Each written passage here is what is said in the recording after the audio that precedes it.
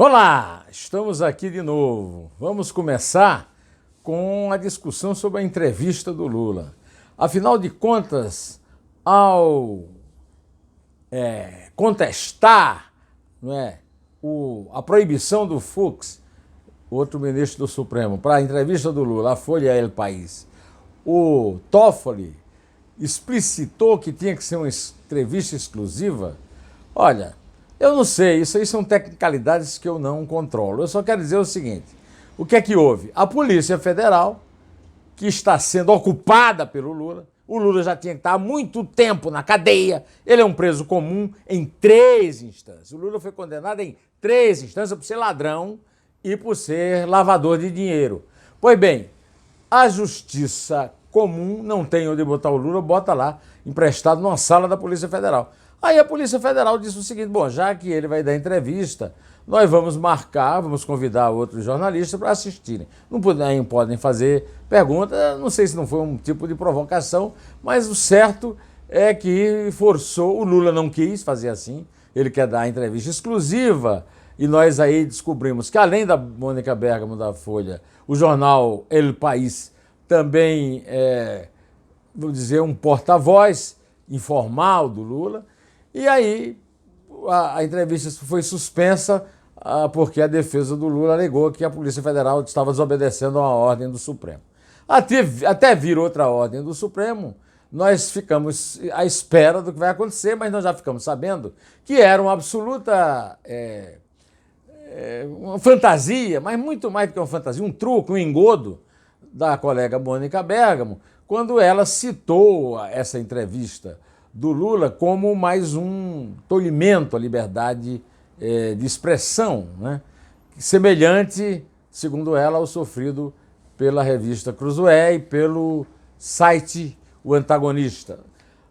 Vamos explicar bem a coisa. A liberdade de imprensa, de expressão, ela não é um direito dos veículos, ela é um direito do cidadão, do público. O público, o cidadão, tem direito à informação ampla e plural. A informação exclusiva é uma jogada de mercado dos meios de comunicação, e essa tentativa de usar isso como um tolimento da liberdade de expressão é uma avacalhação do direito sagrado através da profana utilização do mercado. Seja qual for a solução, o Lula não devia dar entrevista porque ele é um preso comum e está privado de qualquer contato com a sociedade, mas isso é apenas uma firula, que na verdade não existe, e seja qual for a solução, o argumento usado dançou.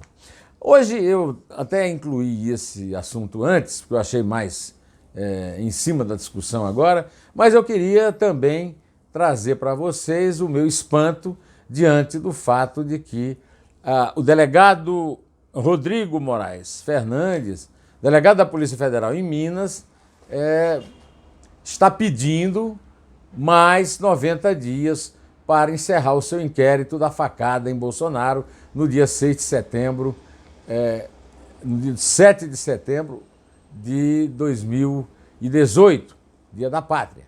Pois é, acontece o seguinte: o delegado Rodrigo Moraes Fernandes é antigo amigo e até auxiliar do Fernando Pimentel. Até agora eu não entendi porque ele permanece no caso, porque o chefe, pelo menos hierárquico dele, é o Sérgio Moro, ministro de Justiça e Segurança Pública.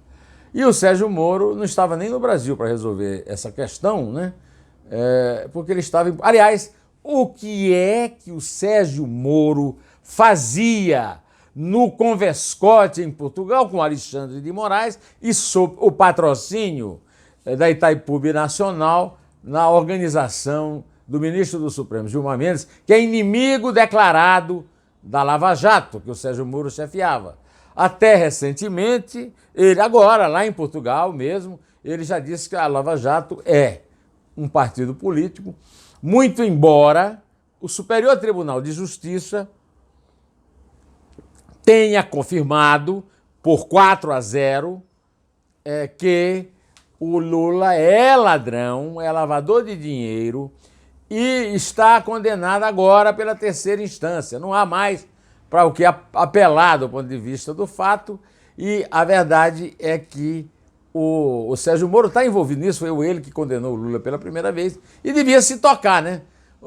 Que o Gilmar Mendes use lá as suas entrevistas para agradar os seus amigos tucanos e petistas, tudo bem. Agora que ele vá lá prestigiar isso e usufruir do Converscott em Portugal, acho que merecia uma explicaçãozinha para o distinto público que o venera. Aliás, o Sérgio Moro se meteu numa confusão lá antes de ir embora de Portugal.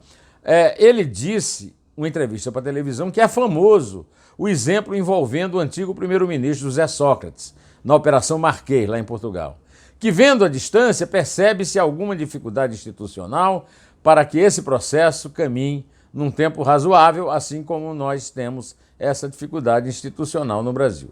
Aí o José Sócrates falou ao site Migalhas, aqui do Brasil, que o Brasil está a viver é uma desonesta instrumentalização do seu sistema judicial ao serviço de um determinado e concreto interesse político, e o que acontece quando um ativista político atua disfarçado de juiz. Olha, os dois erraram. O Sérgio Moro disse que observou a distância. Não é da autoridade ficar observando coisas à distância. Segundo, não é da autoridade fazer comentários depreciativos sobre a justiça do país que ele está visitando. E o José Sócrates falou como militante político. Eu quero avisar a vocês, que levam a sério a declaração do Zé Sócrates, que o Zé Sócrates é tão deficiente de inteligência que publicou a tese dele sobre violência com prefácio de Lula. Lula, o semi-analfabeto funcional, escrevendo. É realmente uma coisa para entrar no Guinness Book of Records. Pois é, o Zé Sócrates é tão ingênuo, para dizer entre aspas, que acha que o Lula tinha autoridade acadêmica para escrever um prefácio de um livro dele sobre censura, que é a tese de doutoramento dele na universidade. Bom, eu quero também falar da fraude no Senado, né? O senhor Davi Alcolumbre foi eleito presidente do Senado no dia 1º de fevereiro. Eu fiz a conta aqui, dá 72 dias. Ficou patente para qualquer pessoa com QI mais de 30, e eu acho que o Davi Alcolumbre não deve ter, né, que os 82 senadores houve um voto repetido. Alguém votou 2 vezes e isso melou a eleição. Aí foi aberto um inquérito interno e o encarregado disso foi o senador Roberto Rocha, do PSDB do Maranhão. O senador Roberto Rocha, 72 dias depois, não tem o que falar a respeito do assunto. E o Davi Alcolumbre disse que era para ele acelerar. E ele resolveu acelerar. Isso era uma declaração para ter sido dada no dia 2 de fevereiro. Isso aqui é um absurdo, né? É a consagração da fraude. O Brasil inteiro, todo mundo vibrou com a derrota do Renan Calheiros, mas tudo indica que nós vamos precisar de um VAR. Sabe aquele instrumento que decide jogadas de impedimento, pênalti, da tecnologia moderna no futebol? Usar isso lá, porque estão reclamando, porque às vezes o juiz demora 4, 5 minutos para decidir num lance muito mais complicado do que um cara votar 2 vezes no mesmo, votar com 2 cédulas, né? Pois é a questão de, mesmo havendo certa polêmica sobre o VAR, de levar o VAR lá para o Senado para ver se o Davi Alcolumbre tem 30 de QI ou 32, 35. Isto é, sinceramente, uma vergonha. Eu também tenho aqui a reclamar do seu Bolsonaro. Então, o Brasil hoje o mercado explodiu, o dólar passou de R$4 e está todo mundo, os dados da economia são realmente lamentáveis e todos nós, principalmente no mercado, mas todos nós que somos vítimas da crise, sabemos que a reforma da Previdência precisa passar, porque é o primeiro passo para uma retomada da economia que não está acontecendo. Aí vem o seu Bolsonaro e diz simplesmente o seguinte, que até 800 bilhões de economia na reforma da Previdência, tudo bem.